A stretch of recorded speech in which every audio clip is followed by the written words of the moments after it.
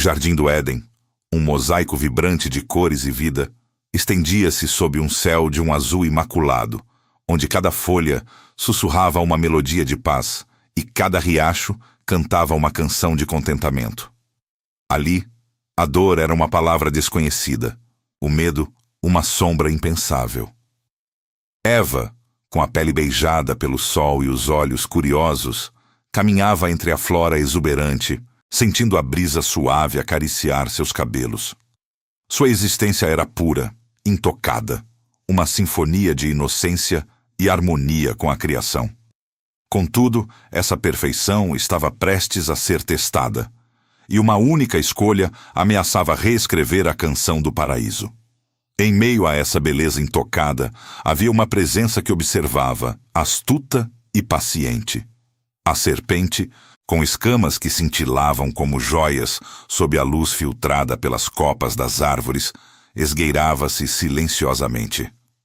Não era uma criatura de maldade óbvia, mas de uma inteligência perversa, uma personificação da dúvida que se aninha sutilmente na mente.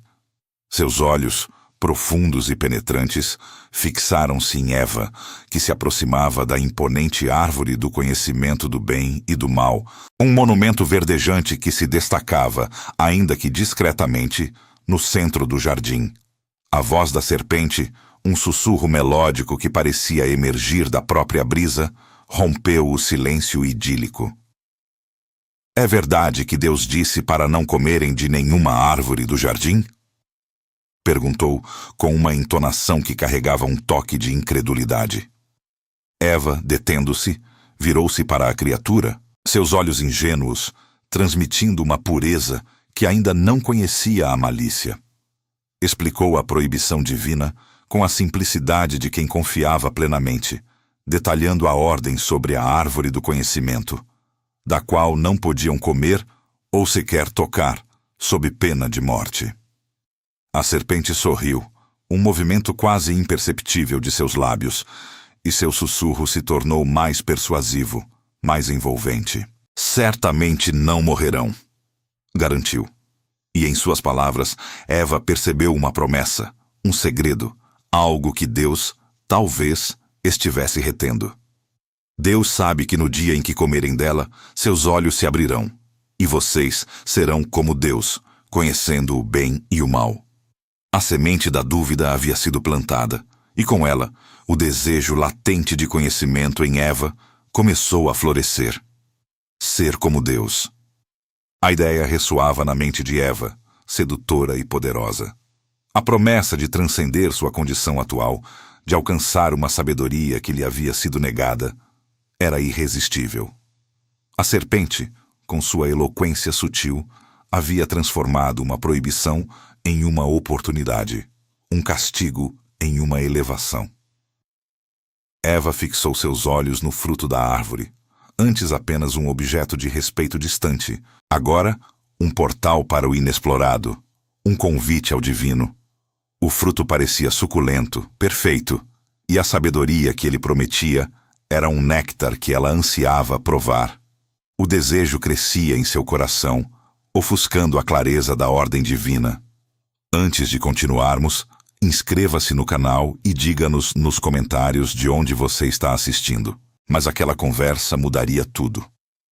O que aconteceria em seguida desafiaria a própria essência da perfeição divina. A mente de Eva fervilhava. A imagem do fruto da árvore do conhecimento do bem e do mal, dançando diante de seus olhos. A promessa da serpente de que seriam como Deus, conhecendo o bem e o mal, ecoava em seus pensamentos, uma melodia sedutora que abafava qualquer vestígio de obediência. Ela se aproximou da árvore, a mão estendida trêmula, o coração batendo em um ritmo inusitado.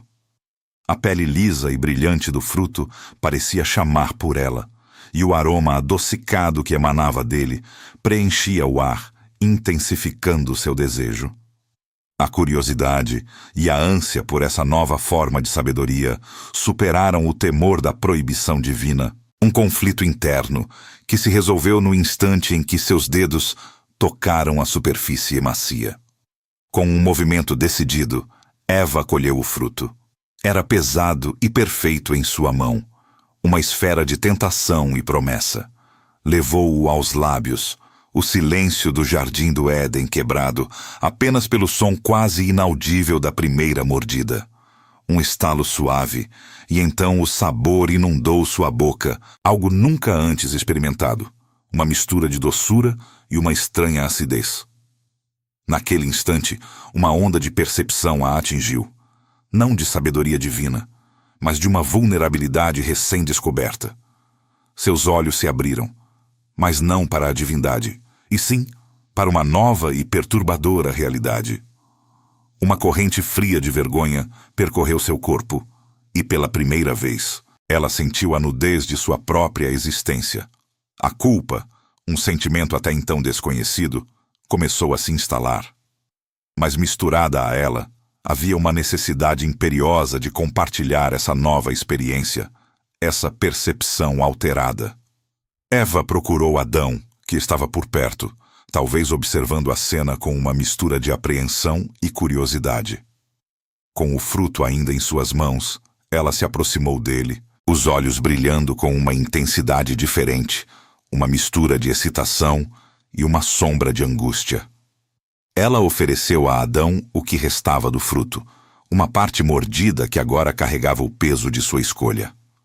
Adão, que amava Eva com uma devoção pura e incondicional, viu a transformação em seu semblante, o brilho em seus olhos, a urgência em seu gesto. Talvez movido pelo amor, pela lealdade, ou quem sabe por um desejo oculto e subconsciente de também conhecer o que Eva havia experimentado, ele aceitou o fruto de sua mão. Sem hesitação, Adão também levou o fruto à boca e mordeu. O mesmo estalo suave, o mesmo sabor estranho, e então a mesma onda de percepção o atingiu.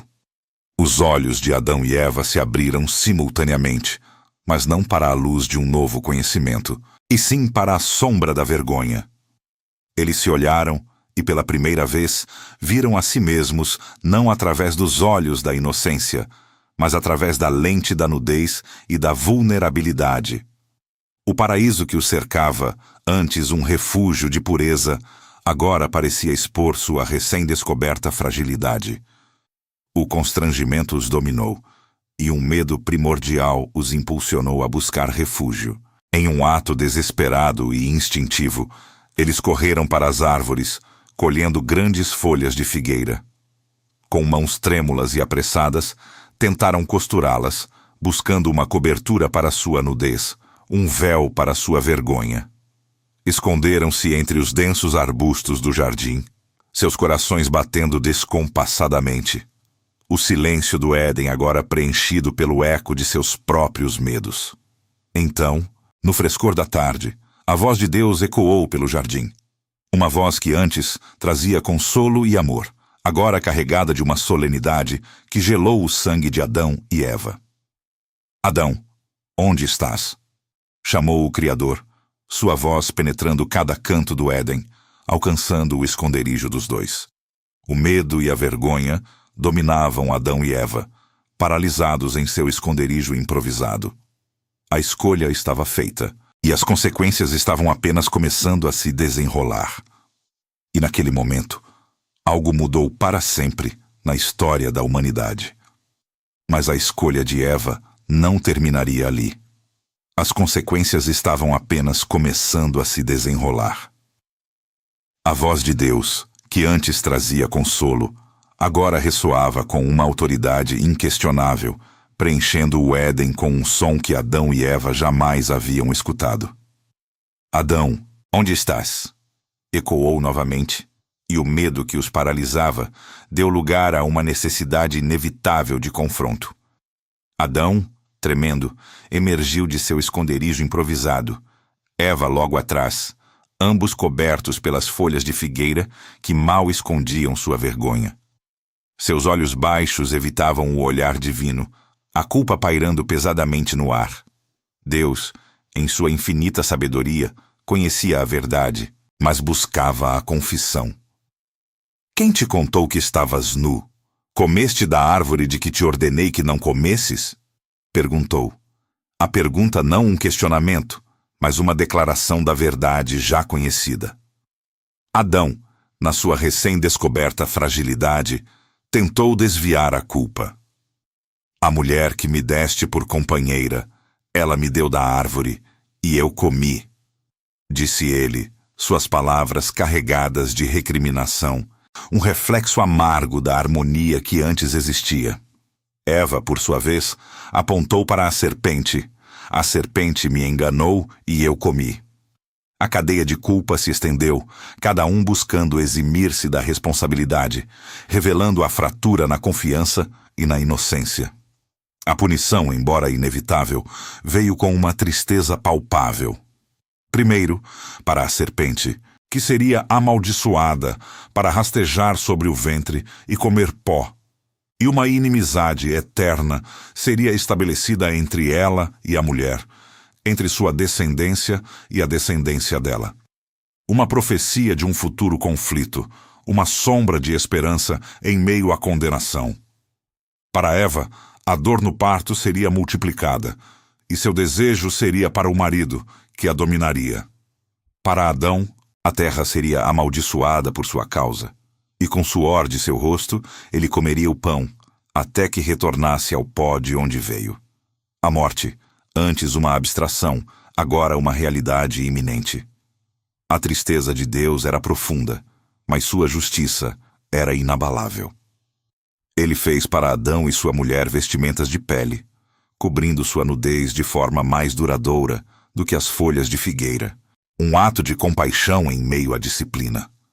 Então, a sentença final foi proferida, as palavras ecoando com a finalidade de um decreto divino.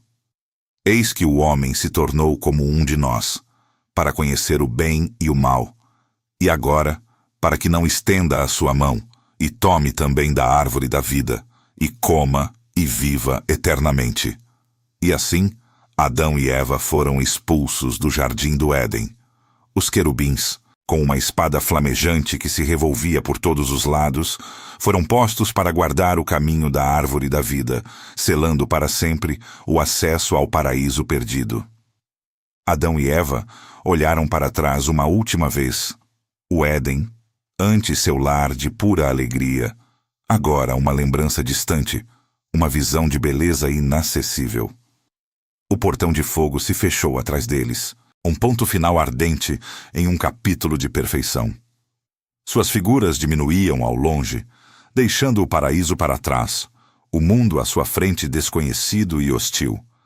A era da inocência havia terminado, e a humanidade, agora marcada pela luta, pelo suor e pela dor, embarcava em uma nova jornada. O Éden estava perdido, mas a história da humanidade estava apenas começando. Um legado de desobediência, mas também de uma esperança sutil de redenção. Adão e Eva deixaram o jardim do Éden. O mundo nunca mais seria o mesmo, mas a história da humanidade estava apenas começando. No próximo episódio, veremos o nascimento dos primeiros filhos de Adão e Eva e o primeiro grande conflito da humanidade. A história continua em Gênesis capítulo 4.